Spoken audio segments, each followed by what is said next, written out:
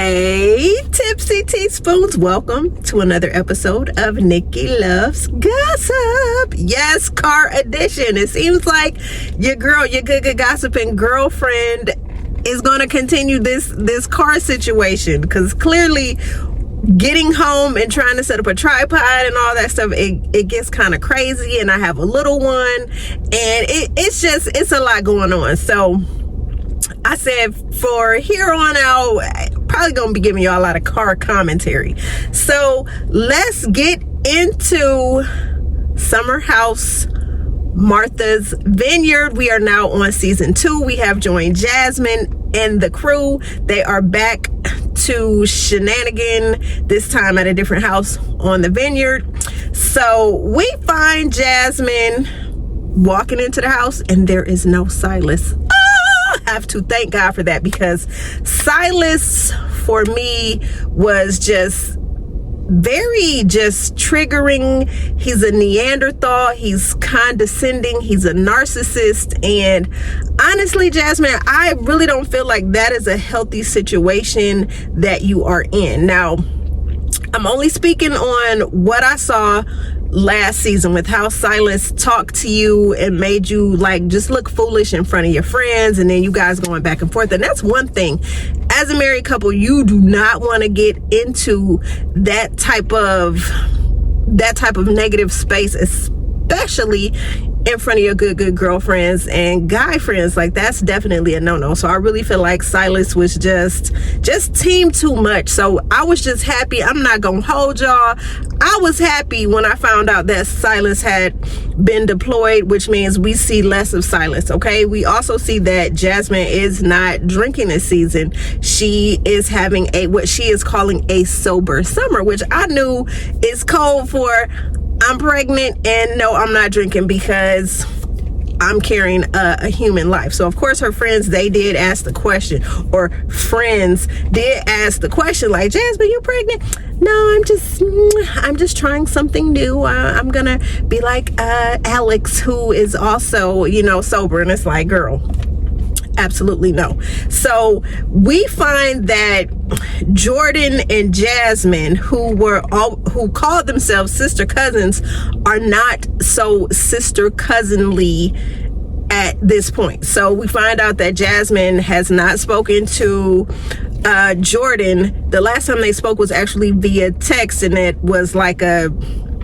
group chat type message between Silas, Jasmine, and Jordan. And so I guess something came to blows, and they ended up putting their differences aside. At least Jordan and Silas did. But when Jordan asked how to move forward, I guess she said she felt that Jasmine had left her on red. So they come into the house, and you could feel the tension coming from Jordan, who a lot of people are saying that she's giving off mean girl vibes, which she is. She's kind of being cruel and cold, like a nicety to Jasmine, but then she has cozied up to Summer, and she's cool with Bria, and she's even cool with Summer's invited house guest Noelle, and it's like she's just been kicking it all summer with everybody except for Jasmine. So it's been it's been kind of like, hey, how are you being cozy and cozying up to my friends that I introduced you to? So I get why Jasmine is feeling the way that she feels, but also you have to understand that Jordan may feel a certain kind of way because you are not the same Jasmine that she met when you guys started working for the Playboy Bunny Club, where you guys all worked at, where you, Shanice, Bria, and Jordan, where you guys all met. You all were living single. So of course, different strokes for different folks. Like when you single, you outside, you outside, okay? When you're single, you are outside. But now they have a redefined version of Jasmine. Jasmine is trying to figure out who she is, being somebody's wife, and then also it was like Jasmine for me, season 1 was fence straddling, and it was kind of hard to see her not turn up too much with her homegirls because her husband was there, and then he was saying these like just ill things to her to make her feel a ways, which I feel like he was dead ass wrong for that. He should not have been making her feel a certain kind of way. She want to turn up with her friends. We all know that she's married. Like, come on now, Silas. She was getting ready, you know, she was throwing it, she's gonna throw it in a circle for you when y'all was leaving the club or wherever y'all was leaving during, you know, last season. So for you to try to make her feel like she has to choose, and it was just, you know, it's just really embarrassing watching her go through the season. So again, that season 1 ended with some rifts in the friendship. The ladies just felt like, hey, Jasmine is not the same Jasmine that she used to be when we were in our hot girl living single era.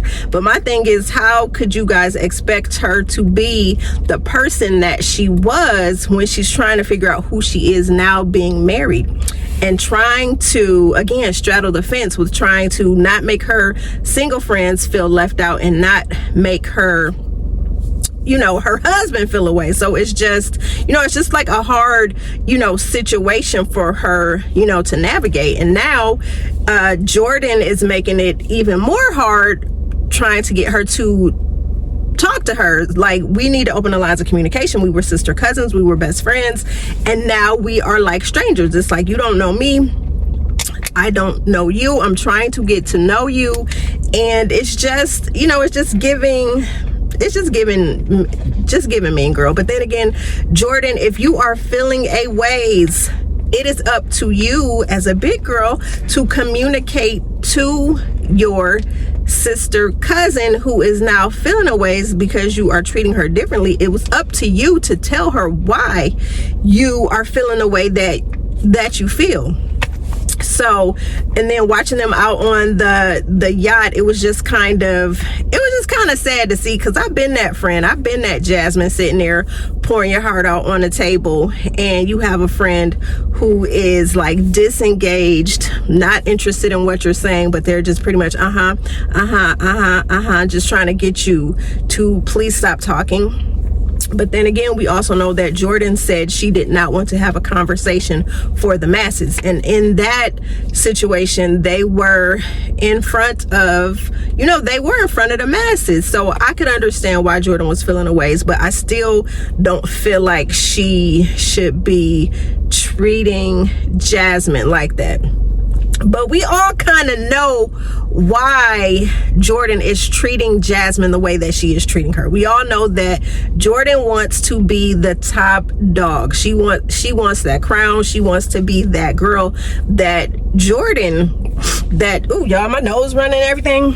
Trying to find me a tissue. But we all know that Jordan wants to be that girl. So I'm just ready to see how their relationship is going to play out over the next 14 days. What else did I want to talk about?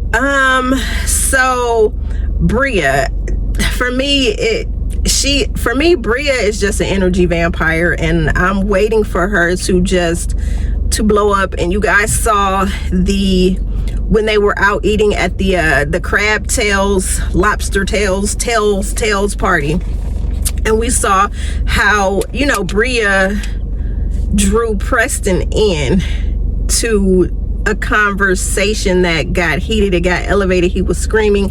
And my thing is, a lot of people were saying they didn't like the fact that this gay man was like, you know, was screaming at her. And if he had been heterosexual, then, you know, we would have been coming for his neck. And my thing is, I was not offended, and I did not feel a ways when Preston yelled at Bria. He is at the breaking point in his life. He just lost his father. He's very emotional. He and his sisters, well, I don't know if sisters, but siblings are fighting with his father's family. Now, mind you, he's there with his friends at the time that his father is getting ready to be laid to rest. So this man already has a lot of stress and pressure.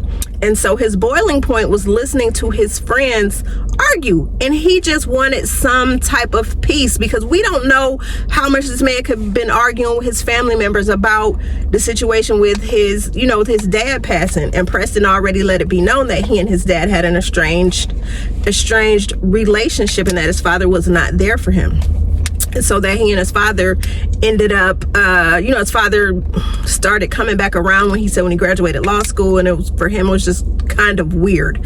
Understandably so, especially if a person who, as a parent, it's like, there's no way I could imagine not being in, my kids' lives and things like that. So I feel where Preston was coming from, just being immersed in grief, dealing with people who we don't know what they're saying to him, how they're being towards him. So that's taking his stress level up to, it's taking his stress level up and up and up, not to mention grieving the loss of his parents. So it's like, Bria, she could have really I just feel like she was like just egging him on. You want me to leave the table, Preston? You want me to leave the table? Because I can leave.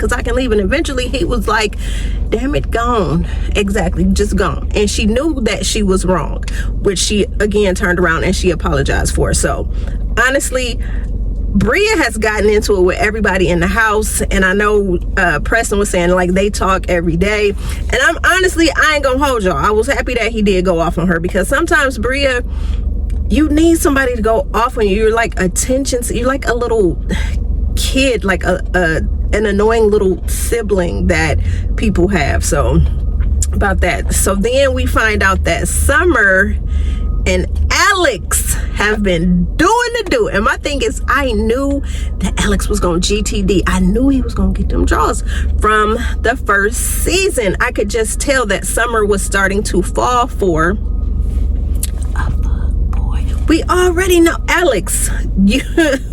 Alex, first of all, he's decent looking. I'm not going to hold y'all. I'm not saying that he's drop dead gorgeous, but he's decent looking. And he, just has this air about himself where he's like Mr. Joe Smooth, trying to be too cool for school.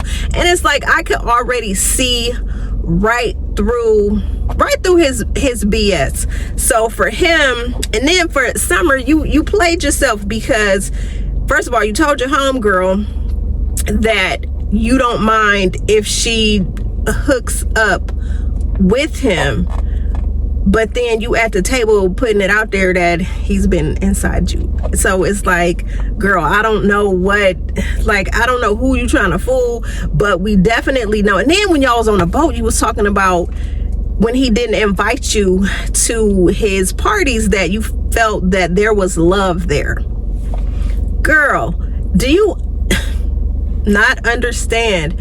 When you think you are playing games with these men, you hold the power until you relinquish it by giving him your cookies too soon. You played yourself. You gave him the cookies too soon. He didn't have a taste, and now he is discarding you because he didn't already had a taste of what he wanted. It was like he had to divide and he had to conquer you, and that is what he's done. And so he didn't want to invite you to his situation because he's doing a couple of things. He's trying to find new names to mess with, and he's trying to build his roster up. So I just feel like, Summer, you really played yourself. And even though you're saying you like dealing with boys that's outside and stuff like that, and my thing is, if you do, then do not get emotionally involved with them, and that's where you messed yourself up. And now you trying to bring Noelle into the situation. So you telling her she can go outside and play with Alex. Now, if they start to feel one another on a different level, that's gonna make you feel some kind of way. Child, just the drama with episode 1, the drama. Shanice, I'm happy that you are here for the entire 15 days. You don't have to, go back to the city during during the week. So you're there full time. So now we're gonna get to see you fully shenanigan, not wearing clothes, just attention seeking, which is what you do. So it's just gonna be different. It's gonna be a different vibe and dynamic with you being in the house full time. Who else? Nick and Amir. So we see Amir has a new girl. I'm not gonna hold you. I think it's gonna be some drama that's going to unfold between him and Jordan and possibly his girlfriend when she comes around. So from what I'm hearing, the ladies are saying they don't like Amir's girlfriend because they feel like Amir's girl thinks that the ladies in the house want him. And that could be the furthest thing. That is the furthest thing from the truth, because ain't nobody checking for Amir. Because Amir was checking for Jordan and Jordan was definitely not checking for him. Nick. I'm trying to figure out what Nick's storyline is gonna be this season. Last season, it was him hiding the fact that he had a woman.